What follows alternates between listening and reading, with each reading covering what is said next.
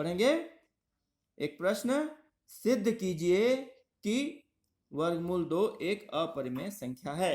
तो इसे सिद्ध करने के लिए हम क्या करेंगे, सबसे पहले मान लेंगे। मैं बताया था विरोधाभास नियम, तो यहां पर हम उसी का उपयोग करेंगे कि मान लो कि वर्गमूल 2 एक परिमेय संख्या है। आप लोग साथ में नोट करते जाइए और थोड़ा समझते जाइए। देखिए, हम उसका बिल्कुल विपरीत मान लिए। हमको सिद्ध क्या करना है कि वर्गमूल 2 एक अपरिमेय संख्या है, लेकिन हम क्या मान लिए उसका विपरीत, कि मान लो कि वर्गमूल 2 एक परिमेय संख्या है। ठीक है, तो अतः हम वर्गमूल 2 बराबर a बटा b मान लेते हैं,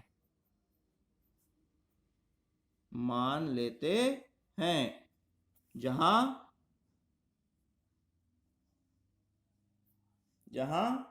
a और b क्या है, पूर्णांक संख्या। a और b क्या है, पूर्णांक संख्या, और b बराबर नहीं है शून्य। परिमेय संख्या की परिभाषा से a और b क्या है, पूर्णांक संख्या, परंतु b शून्य के बराबर नहीं है, और शून्य के बराबर नहीं है तभी वो क्या होगा, परिमेय संख्या।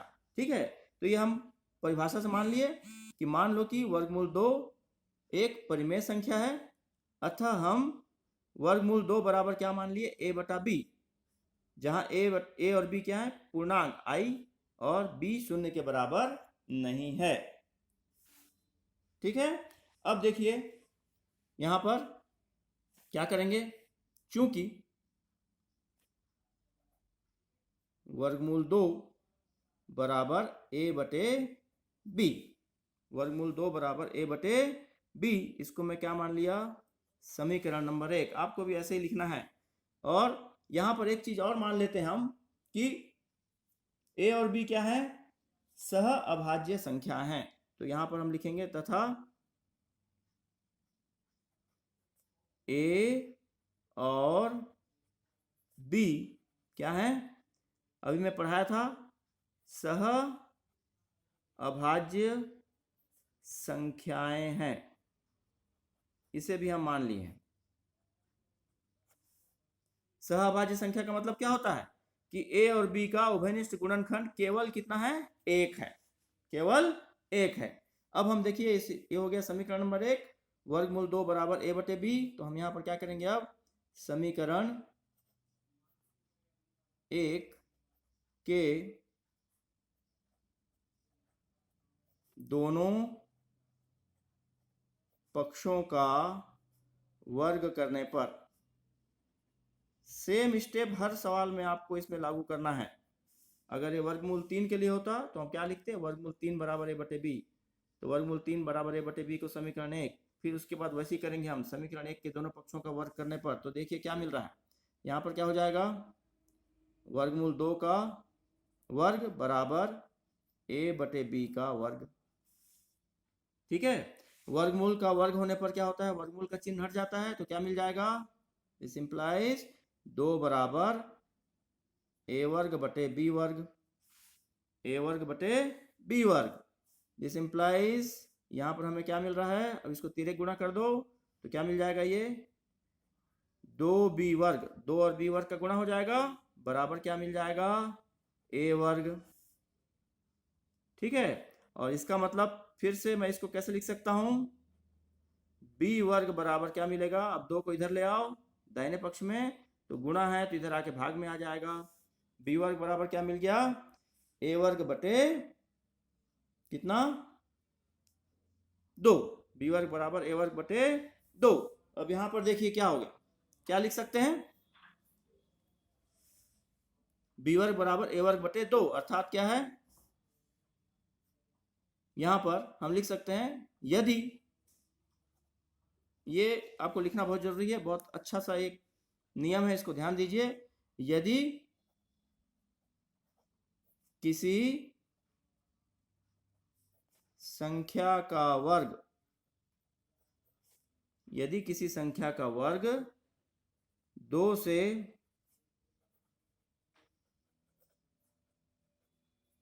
विभाजित होता है, यदि किसी संख्या का वर्ग 2 से विभाजित होता है तो वह संख्या भी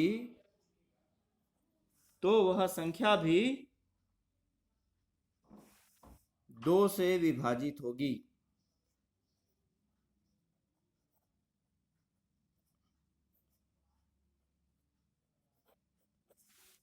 ठीक है, यहां पर देखिए किसी संख्या का वर्ग, यहां पर a का वर्ग है, a का वर्ग किससे विभाजित हो रहा है? 2 से। तो इसका मतलब a भी 2 से पूरा पूरा विभाजित होगा। a वर्ग 2 से विभाजित हो रहा है, इसका मतलब a भी 2 से विभाजित होगा इस नियम के आधार पर। यदि किसी संख्या का वर्ग 2 से विभाजित होता है तो वह संख्या भी 2 से विभाजित होगी। अतः हम क्या लिख सकते हैं? अर्थात क्या मिलेगा? देखिए, अर्थात a बटा 2, a बटा 2 बराबर क्या मान ली हम? c। इसको हम क्या करिए? मान ली a बटे 2 बराबर क्या मान ली हम? c। ठीक है, अब इसको फिर से क्या करेंगे हम? तिर्यक गुणा कर दो तो क्या मिलेगा? देखिए, a बराबर क्या मिल गया? 2c। a बराबर क्या मिल गया? 2c। इस a का मान को हम समीकरण नंबर 1 में रखने पर, तो यहां क्या लिखेंगे? अब a के मान को समीकरण 1 में रखने पर, तो समीकरण 1 क्या था हमारा? देख लीजिए, वर्गमूल 2 बराबर a बटे b। तो जहां a है, a की जगह क्या रख देंगे हम? 2c। तो देखिए क्या मिलेगा? वर्गमूल 2 बराबर कितना था वो? a बटे b। तो a की जगह अब रखेंगे हम 2c। ये हो गया वर्गमूल 2 बराबर 2c बटा b। ठीक है, फिर वर्गमूल का चिन्ह हटाना है, फिर से हम पहले वाला जो किए थे वैसे ही करेंगे। फिर से क्या लिखेंगे? समीकरण के दोनों पक्षों का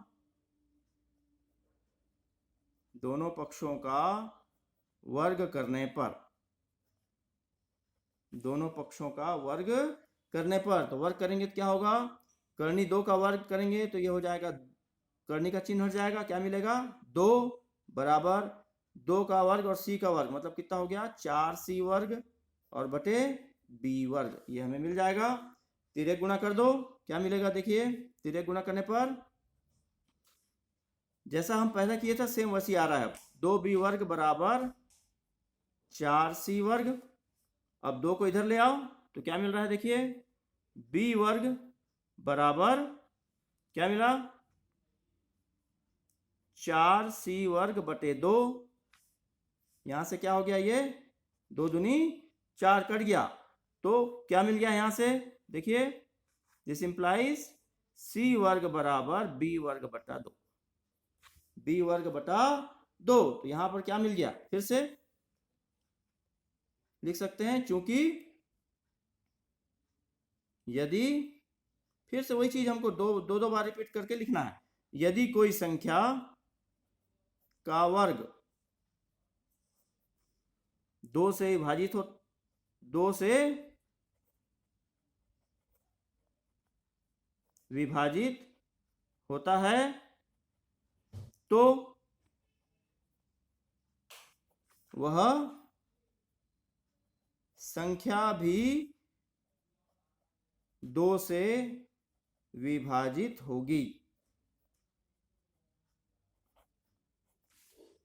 तो देखिए यहां पर हमको क्या मिल गया कि यहां पर इसके हिसाब से a भी 2 से विभाजित हो रहा है और इस कथन के हिसाब से b भी 2 से विभाजित हो रहा है। लेकिन हम शुरू में क्या माने हैं? देखिए यहां पर यही है कंट्राडिक्शन कि शुरू में क्या माने हैं? a और b क्या है? सहअभाज्य संख्या, मतलब a और b का एक के अलावा दूसरा कोई भी गुणनखंड नहीं होना चाहिए, अर्थात a और b एक के अलावा किसी और संख्या से विभाजित नहीं होना चाहिए। तो यहाँ पर लेकिन ये दोनों दो से भी विभाजित हो रहे हैं, तो यहाँ पर क्या लिखेंगे, उपरोक्त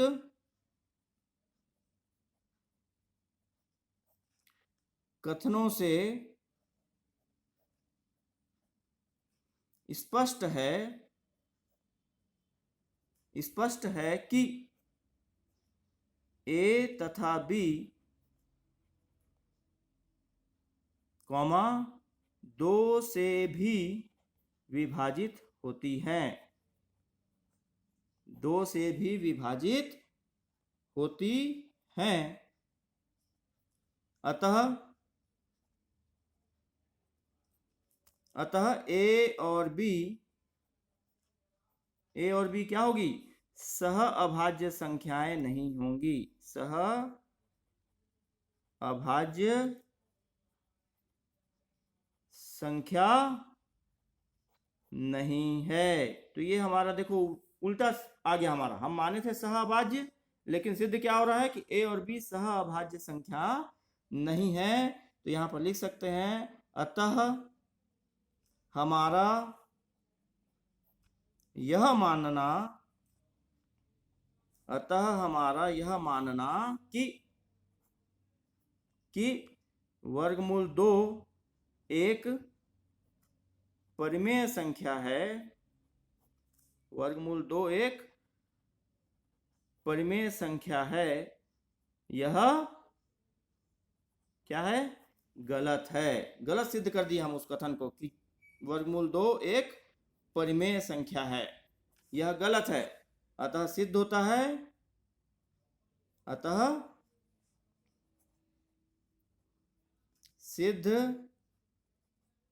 है कि वर्गमूल 2 एक अपरिमेय संख्या है, वर्गमूल 2 एक अपरिमेय संख्या है।